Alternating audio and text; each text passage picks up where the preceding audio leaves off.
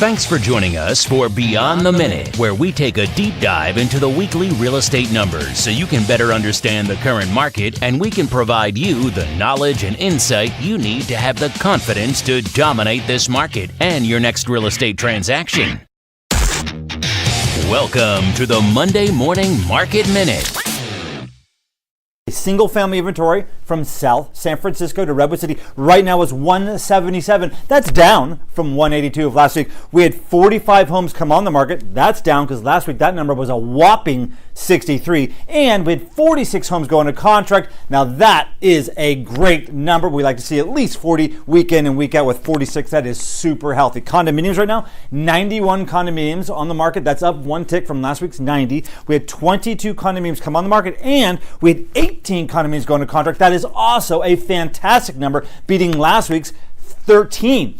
Here's something interesting. 7 homes withdrew their home from the market or expired or canceled. That number's down. And for price reduction, the number's down to 14. Last week, that number was, I think it was 18. So total, from South San Francisco to Redwood City, single-family homes and condominiums inventory is 268.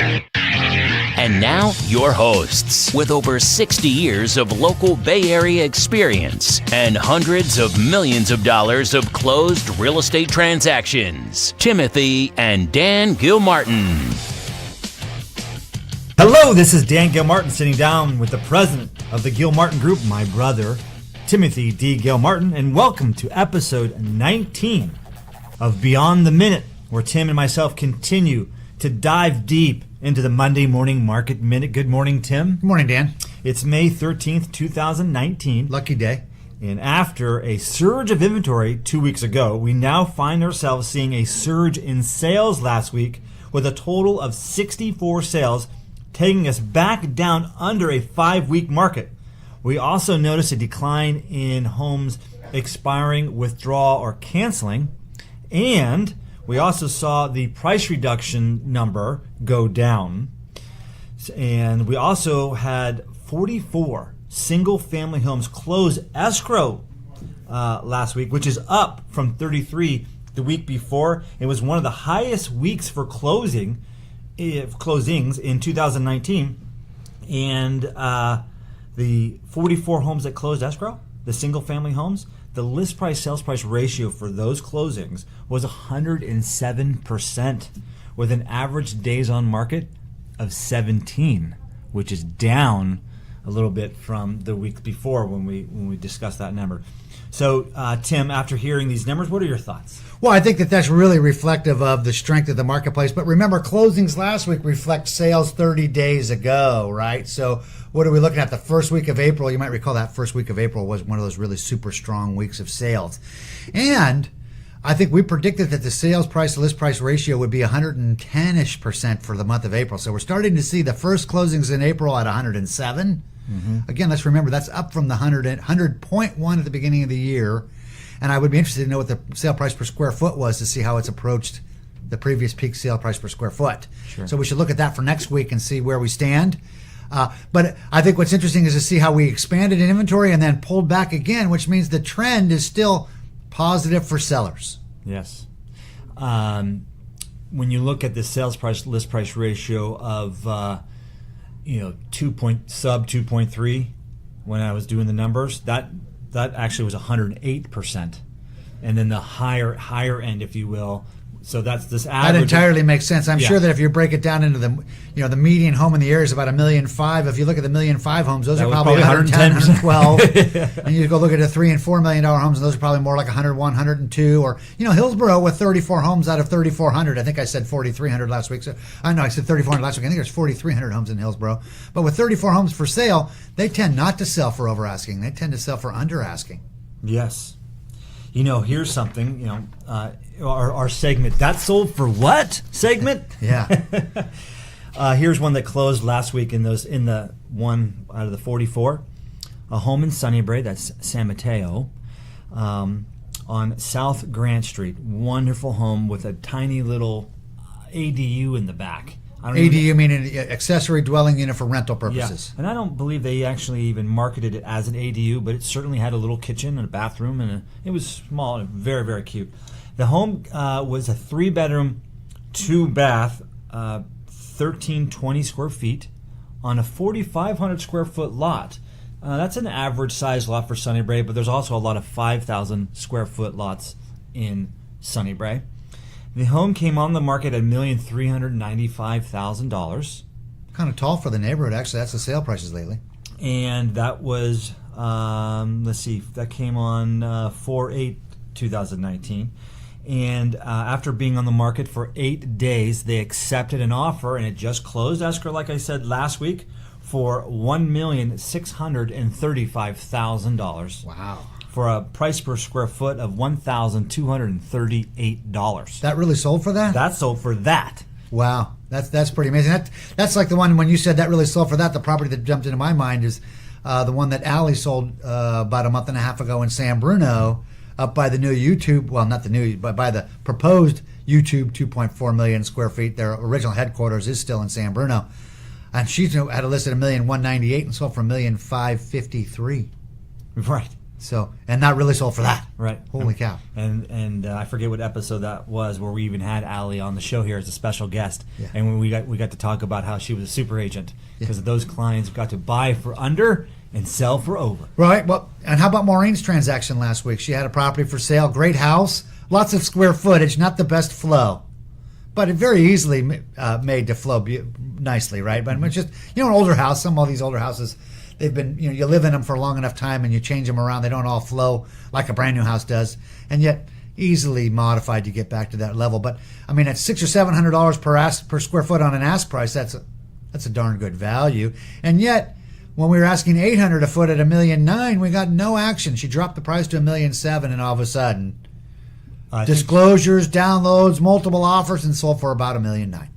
So there, Maureen acted swiftly in guiding her clients, and that's not easy for a seller to take that advice to reduce the price so quickly. Yeah, massive price reduction. Maureen, a student of the Monday Morning Market Minute, if you will, and understanding supply and demand of here in inventory, she acted swiftly, reduced that price, and ultimately sold for over the original asking price. Isn't that amazing? With 2 written offers and a couple verbals. And the verbals just couldn't act fast enough. Yeah, or they would have been written. Yeah. Well, that was the idea, right? We changed the dynamic on the property, drop the price, and call for offers now. And all of a sudden, everybody got excited. Right. In terms of our open houses, foot traffic for the Saturday was up. Sunday seemed moderate, but it was Mother's Day. I actually was at the gym midday Mother's Day. Nobody was there. I was like, isn't that interesting? Yeah. No, Mother's Day, I think, was a very interesting day. I mean, another tale on the street, or another tale about how successful our neighborhood is right now, Dan. I went to the mall on Saturday evening, and I don't know if you've been to the mall over the last year or not, but it's been pretty quiet down at the mall. Well, certainly mothers are the most important people in the world, because that mall was jam-packed full of people spending money Saturday evening at 5 o'clock. I've not seen that many people in the mall in, I want to say 10 years, honestly. And since this whole online shopping deal kind of slowed down mall traffic. It was amazing to see the success, the opportunity, the people. It was jam-packed full of people. That's a great segue to where is the economy, and before you kind of give us your thoughts there, interest rates, I believe, went down. Or we know they're down, but I got some emails from some mortgage brokers. I had to go looking, but basically the subject line was interest rates were down. I know, we weren't expecting that, but that's also reflective of the economy. The reality is that the world economy is not good, and the United States economy is extraordinary at the moment. So they're all sending, the rest of the world's sending their money, buying our bonds for safety purposes. That's a supply of money relative to demand of money keeps the price where you can sell it. So they keep supplying us money, and we keep getting to buy it for a cheap price. Last week's stock market was very volatile. I'm a realtor, but I certainly know that our real estate market here, our economy here, is very tied to the stock market. They used to work opposite. Now they work totally in hand. It used to be if the stock market was up, real estate would be down. Yeah. And vice versa. Now it's market up for real estate up, market down for real estate down.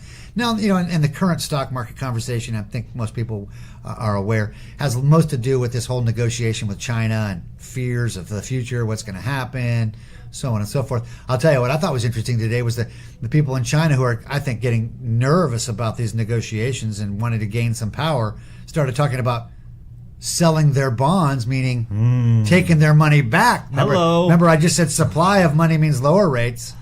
If they take supply of money away, because China is one of the main bond holders of American bonds, then you'll see rates go up. So there's an interesting game afoot right now. And sellers, did you hear that? Buyers, did you hear that? That is a conversation of act now. Well, it's a potential market changer over time, or as you like to call it, an event. Yeah, these the only thing that's going to change this market at the moment is some sort of negative event or negative impact, because otherwise, the inertia to go forward is just so strong. Yeah, I mean, we look at apartment buildings being built all around us when we haven't seen apartment buildings built in 30 years. We're looking at, YouTube wanting to add 2.4 million more square feet to their location in San Bruno, which is at least 12,000 employees. Facebook with their 800,000 feet here. I went by their building yesterday. It's coming along. Yeah. In other words, they're still hiring. And, jobs are people, and people are demand. At my open house yesterday, I had someone who's going to be working in that building. And they were at the open house, specifically the location I was at, because of their move to work in that building. Isn't that already afoot to... Isn't that interesting? Pops and I were talking about how should we be paying attention to this YouTube 4 million square feet in San Bruno? I say we start a fund and start buying some homes in San Bruno and South City. Well, I certainly like the condominiums there. Peninsula Place is a nice first choice. Absolutely. Yeah. Absolutely. In other words, these large developments will create large demand, which will maintain increased value in the property around it. We're talking about it, kind of gets my brain thinking, and it gets you thinking about cycles. And none of us have this crystal ball, and the rhetoric was we're closer to the end than not. And then you and I have mentioned, you brought it up. Was that 3-month pause? Was that the cycle? I don't know, but what are your thoughts today? I don't see anything stopping what we're doing right now until the next election, which, by the way, was the same reason we slowed down in October last year, right? The elections have become more contentious, and I believe these contentious elections tend to stop the marketplace. And however that one plays out, I think will be the play for the balance of this cycle. This cycle is beyond any other a forward-moving cycle that's ever been, and yet the first 2/3 of this cycle time frame was fairly flat. Mm-hmm. Some people called it the lost decade. It wasn't a lost decade, but it wasn't really a growth decade either. So, we have this explosion on top of that. It's been very, very interesting to watch. I would have certainly expected the cycle itself to have played out by now. Mm-hmm. And frankly, now I look at it and say, I'm afraid to say it doesn't look like it's going to play out for a while, because the moment I say that, I want to say, oh no, it must be ending soon. So that's the humanness. That's where humans are creating this thing. We all respond in a human manner that creates the cycle of ups and downs, just like Chicken Little when the acorn hit the chicken in the head and runs around talking about the sky falling. Well, as soon as the acorn hits the chicken and the sky starts falling, I'm sure we'll all run fast. Right. And that leads into why you want to stay tuned to the Monday Morning Market Minute and Beyond the Minute. If you want to continue to be in the know what's really going on with the Mid-Peninsula real estate market, simply stay tuned to that Monday Morning Market Minute and Beyond the Minute and discover if the inventory has any dramatic shifts, if sales are staying on pace, or if there's any market event that could lead to change.